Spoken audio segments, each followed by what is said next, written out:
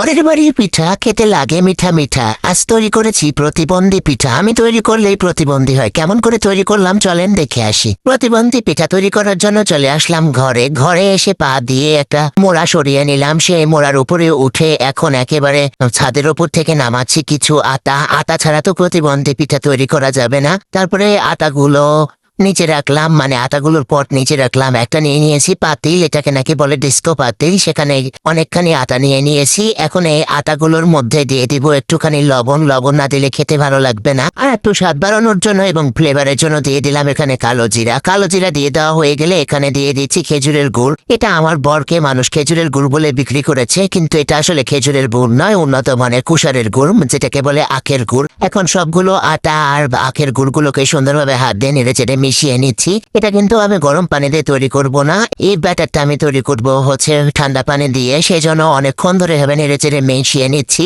এখানে ভালোভাবে যত মেশানো হবে তত সুন্দর হবে ব্যাটারটা। তারপরে ঢেলে দিলাম ঠান্ডা পানি বোতল থেকে নিয়ে। তারপরে আস্তে আস্তে টুকটুক করে মিশিয়ে নিচ্ছি। ভালোভাবে মথে নিতে হবে, মথে না নিলে ভালোভাবে পিঠা তৈরি হবে না। তো আমি যতই ভালোভাবে মিশাই না কেন এই পিঠা কেন জানি না আমার কাছে হতেই চায় না। পরের বারের পিঠা খেতে ভালোই লাগে, মানে এই পিঠাটা আমার খুবই পছন্দের পিঠা। মাঝে মাঝে আমি তৈরি করি, কিন্তু তৈরি করতে গেলে এরকম হয় আমার সাথে, কেন জানি না, বুঝতে পারি না। এত সুন্দরভাবে ব্যাটার রেডি করে নিই, তারপরও আমার কাছে এই পিঠাটা এরকম হয়ে যায়। মন মেজাজ একেবারে খারাপ হয়ে যায় এই পিঠা তৈরি করতে গেলে, কিন্তু খেতে ভালোই লাগে। পরের বাড়ি থেকে যখন এই পিঠাগুলো দেয় আমার কিন্তু আবার নিজের বাড়িতে বানাতে ইচ্ছা করে। নিজের বাড়িতে বানাতে গেলে একেবারে নষ্টবিষ্ট হয়ে যায়, কিন্তু মন তো মানে না, মন তো খেতেই চাই, সেজন্য আমাকে বানাতে আসতেই হয়। কিচ্ছু করার নাই। ব্যাটার রেডি হয়ে গেছে। এটা খুব পাতলাও হবে না আবার ঘনও হবে না। চুলাতে একটা ছোট্ট কড়াই বসিয়ে দিয়েছি। কড়াইটা আমার অনেক পছন্দের। তারপরে তেল ঢেলে দিলাম একেবারে 1 মুঠ। তারপরে এর মধ্যে দিয়ে দিচ্ছি আস্তে আস্তে ওই যে ব্যাটার রেডি করে নিলাম সেই ব্যাটার। ওহো, আপনাদেরকে বলতে ভুলে গেছি, এই ব্যাটারগুলো আমি তৈরি করে নিয়েছি চাউলের গুঁড়া দিয়ে।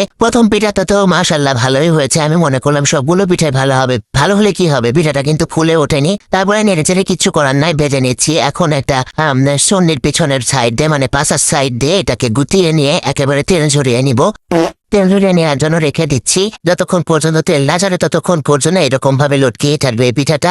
তারপরে তেল ঝরা হয়ে গেলে তারপরে এটাকে আমি পাতিলের মধ্যে তুলে নিব। তারপরে পরের ব্যাটারটা দিয়ে দিলাম। পরের ব্যাটার দেওয়ার পরে হয়ে গেল কাজ। দেখেন কি অবস্থা। মনে করছিলাম ভালোই হবে, কিন্তু আসলে ভালো হয়নি। এ হয়ে গেল প্রতিবন্ধী পিঠা। মানে পিঠাও যে প্রতিবন্ধী হয় এটা ভাবা যায় বলেন তো? আমি কিন্তু এটা বানাতে চেয়েছিলাম তেল পিঠা, কিন্তু হয়ে গেল প্রতিবন্ধী পিঠা। কিন্তু খাওয়া তো বাদ দেওয়া যাবে না। আমি তৈরি করতে করতে খাচ্ছি, খেতে কিন্তু অনেক মজা হয়েছে। কিছুতেই খাওয়া বাদ দেওয়া যাবে না। তারপরে আবার এটাকে ঝুলিয়ে রেখেছিলাম। তারপরে পরের ব্যাটারটুকু দিয়ে দিলাম। এখন আবার সন্ধ্যের পিছনের সাইড দিয়ে, মানে পাশার সাইড দিয়ে গুটিয়ে গুটিয়ে পিঠাটাকে নড়িয়ে চেড়িয়ে নিচ্ছি। দেখেন এটা একেবারে শামুকের মতো প্রতিবন্ধী হয়ে গেছে। মন্দাই যে কি কয় বলেন তো? মন্দাই চাই যে কি যে করি, ভাল লাগে না। দেখেন পিঠাগুলো কেমন হয়েছে, সবগুলো প্রতিবন্ধী পিঠা হয়েছে। এরকম হওয়ার কারণে এটার আমি নাম দিয়েছি প্রতিবন্ধী পিঠা। কিচ্ছু করার নাই, এভাবেই খেতে হবে। তো আজকের ভিডিও এ পর্যন্ত ছিল। সবাই ভালো থাকবেন, আল্লাহ হাফিজ।